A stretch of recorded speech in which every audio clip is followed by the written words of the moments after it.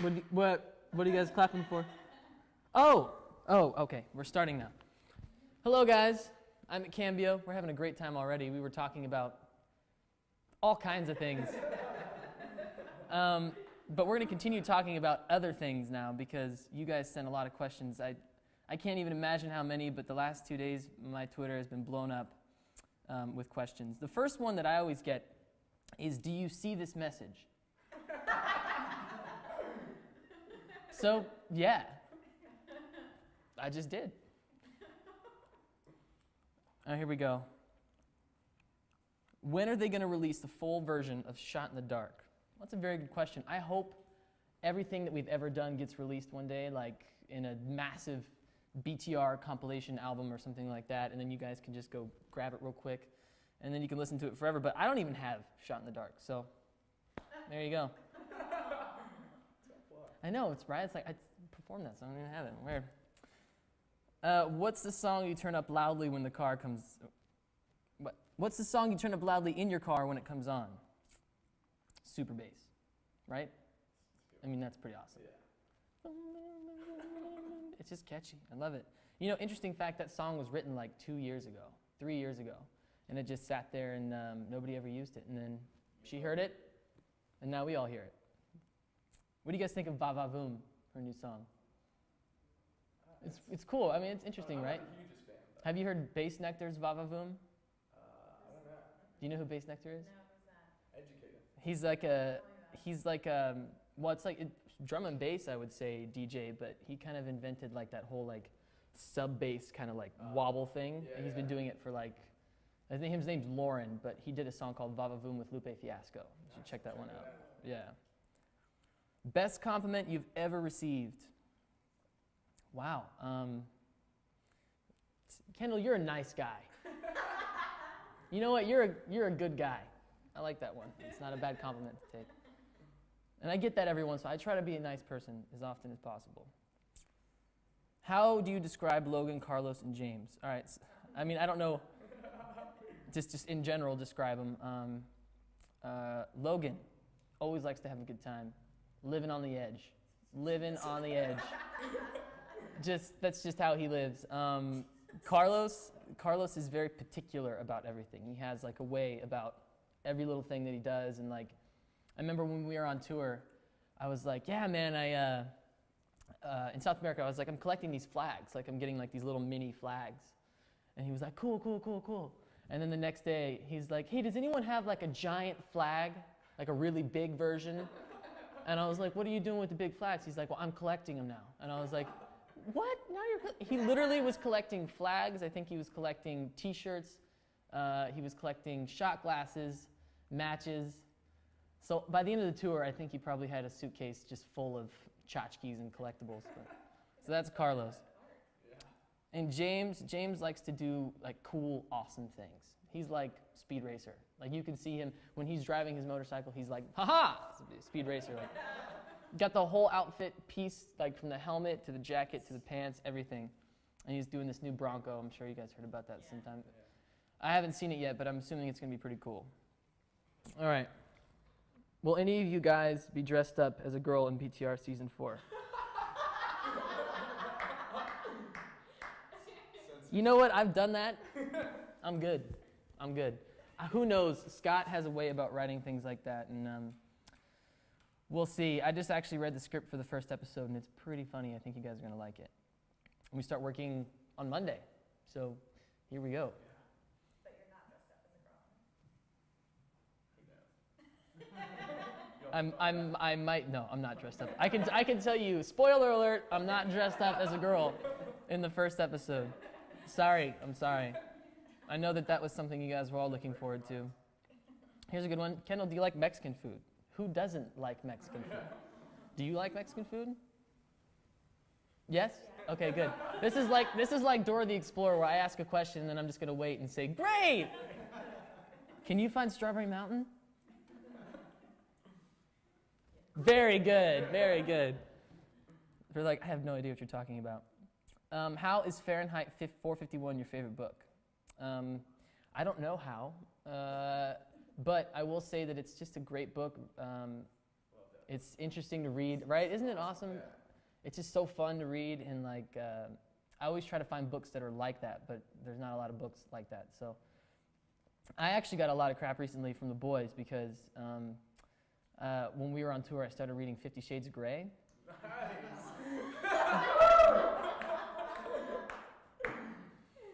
Why? No, I didn't finish it. You want to know why? Because I read 80 pages, and the amount of crap that I got from them after just 80 pages was enough for me to close the book forever and not finish it. But you know what? Christian seems like a good guy, so I don't know. I'm just joking. I'm just joking. I'm just joking. I'm just joking. I only read 80 pages. I wouldn't know. But evidently you read it, so, right? I only got to 150. Oh. She keeps saying inner goddess, and I just didn't like that phrase. Too much inner goddess for her. I don't know. Inner goddess for me. What do you think about Brazil and Brazilian rushers? Awesome. I mean, great. I didn't ever think in my life that I'd be able to go and play a show in Brazil, so that's awesome. Hung out in Rio. You guys are great. Sao Paulo, really cool. Like, huge major city. I didn't even know that it was like that down there. And also, I heard it's a great place to like have a condo, so I don't know.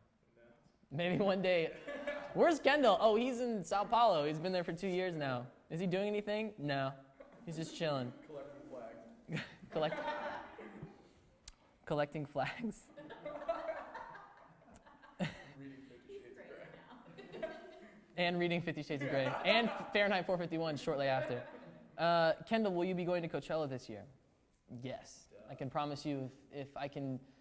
I literally tell everybody ahead of time I'm not available. Like, for those 3 days, can't find me, I'm gone. In fact, me and Logan went last year because I tried to convince Carlos and James to go, but I just don't think music festivals are their thing. Carlos was like, yeah, it's just too many people, like, trying to squeeze in between. And I was like, yeah, but that's like, the whole point. Yeah. So me and Logan took off, and we had to be at work at 6:30 a.m. the next day on Monday. Yeah. So I had never actually made it all 3 days of Coachella. It was like something always came up, whether it was I had to do something on Friday and I made it Saturday, or couldn't make it Sunday. So I was like, I'm staying all 3 days. I don't care what I have to do. So me and this is the Tupac hologram. And also, like, we worked with Snoop Dogg, so I was hoping to see him again. And we actually ended up hanging out with him after the show, so it was really cool. Nice. So I stayed all 3 days, and the only way for us to get back in time to shoot the show was to rent a helicopter. No way. I paid for it. That's awesome.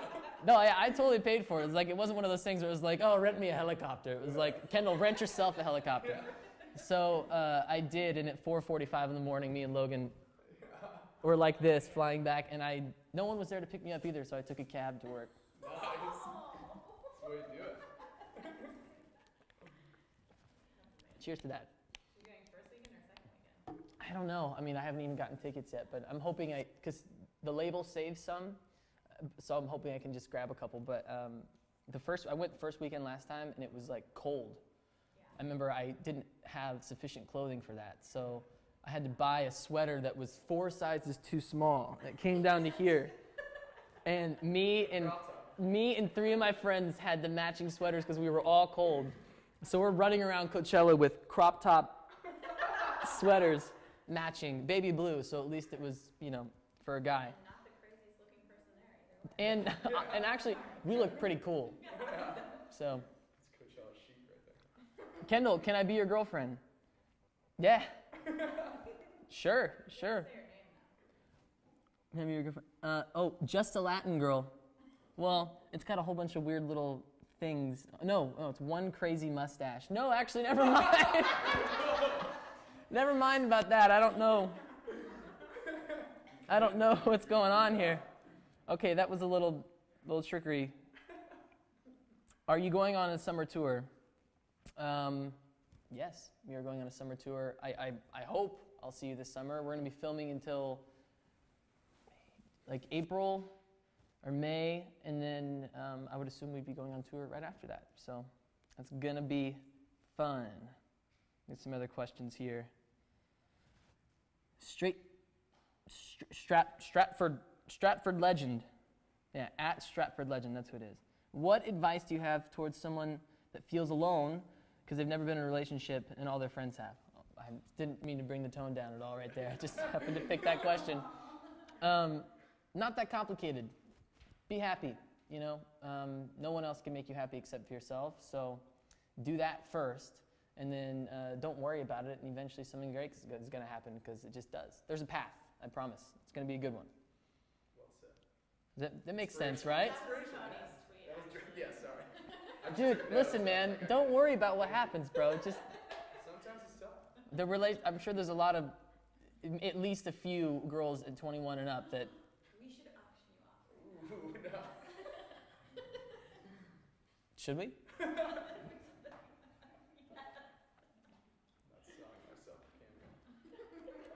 to Cambio. Maria Lampropoulou. I think she says Greece loves you, so I think it's Greek. So I'm sorry, I can't pronounce it very well. It's not. Kendall, when did you start playing guitar? There was a song I wanted to learn from Taking Back Sunday called New American Classic. And my brother had a guitar, and I picked it up when I was 15, and I went online to ultimateguitartabs.com. And I know it's the future, guys. Went to ultimateguitartabs.com, and it made sense, you know, like pluck 5 here, and then, you know, 3 here, and then kind of put it together. And I learned the first song. It was actually, I think for me, it's like one of my more complicated songs, so I chose to pick that one to learn first. But I did that, and then I just learned like 100 songs after it of all my favorite stuff. And that's my advice to you guys, by the way. If you want to learn how to play guitar or play an instrument, learn your favorite songs first.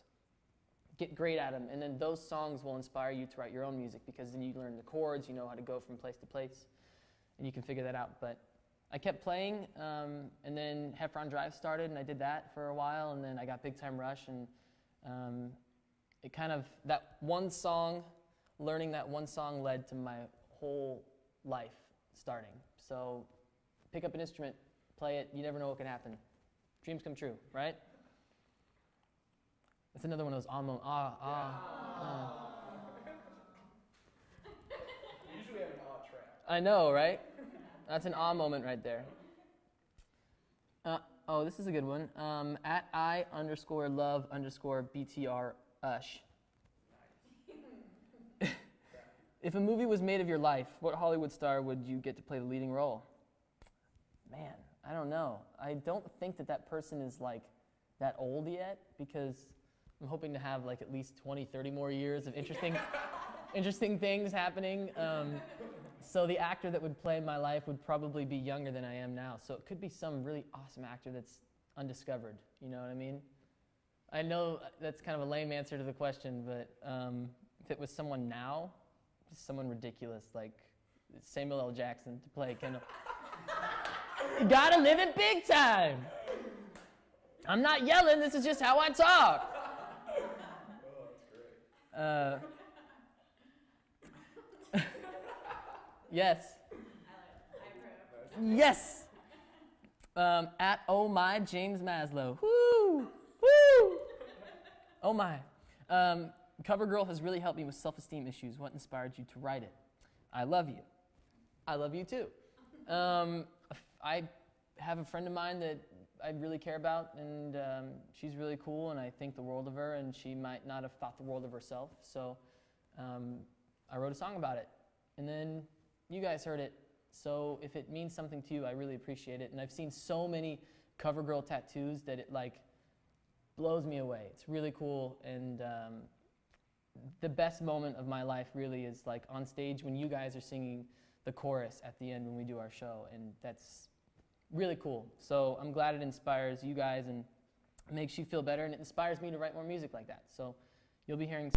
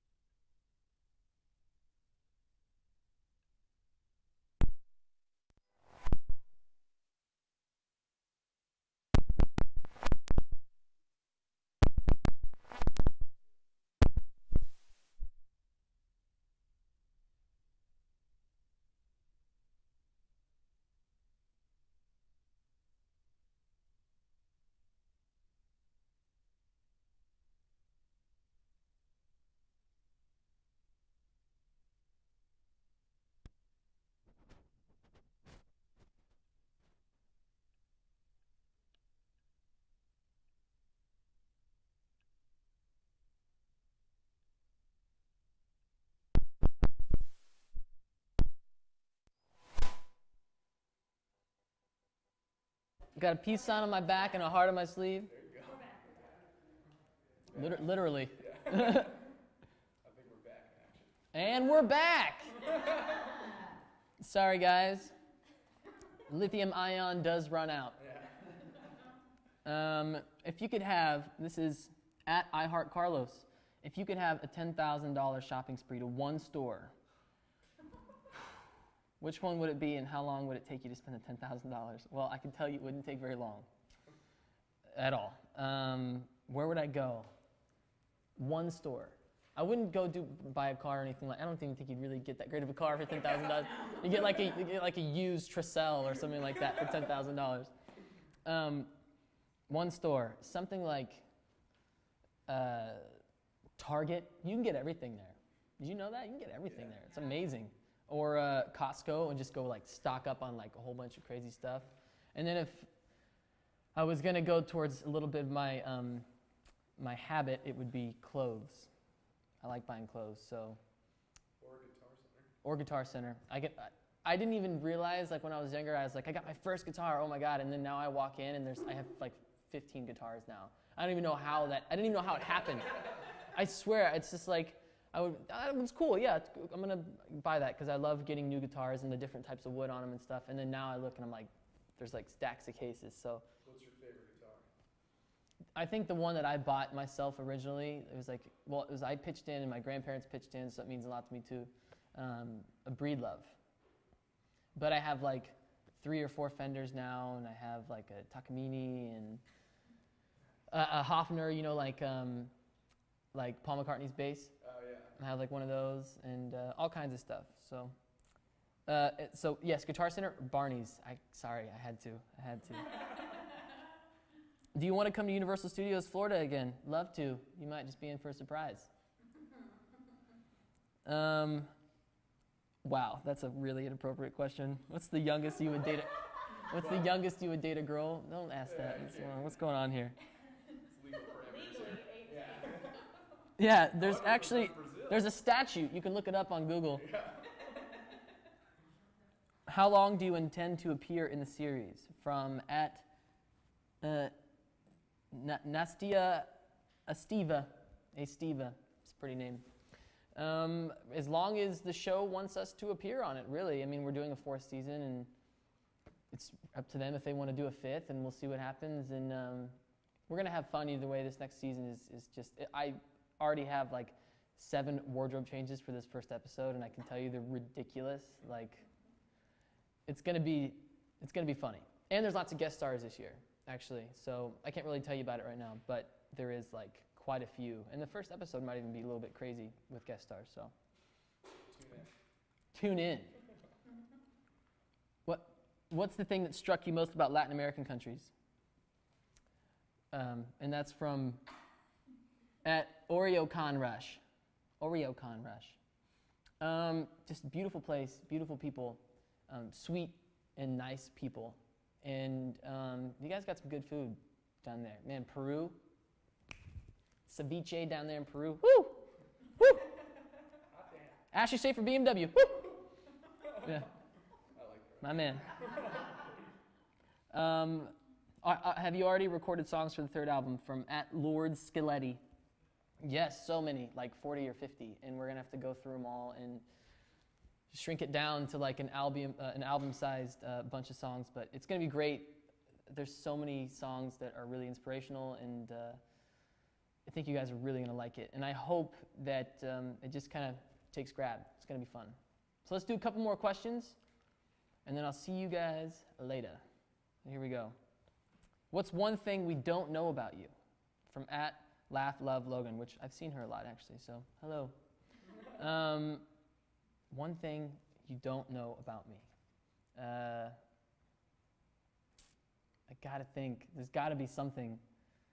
There's something I used to do in Kansas. Well, I grew up in Kansas. I did a lot of things. I had like a wheat field in my backyard, pretty much. Yeah, I know, right?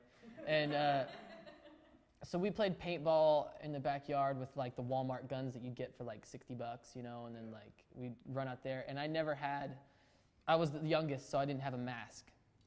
So makes sense to a Exactly, right? So I wore a ski mask and sunglasses. Now, the ski mask doesn't protect against your face getting slammed with a paintball.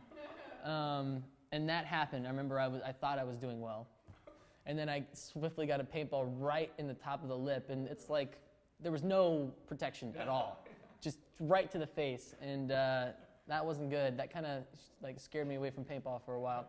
Until, and this might be that fun fact, I grew up and me and my friends started a paintball team, and we started playing professionally. There is professional paintball, believe it or not. And we were called the Real Ballers, like R-E-E-L, Ballers with a Z. Nice. Hashtag Real Ballers. We were sponsored for a brief time by a company called Empire, so that was pretty cool, and they gave us paint and clothes and stuff. And I worked my way up. I was never part of the starting 7.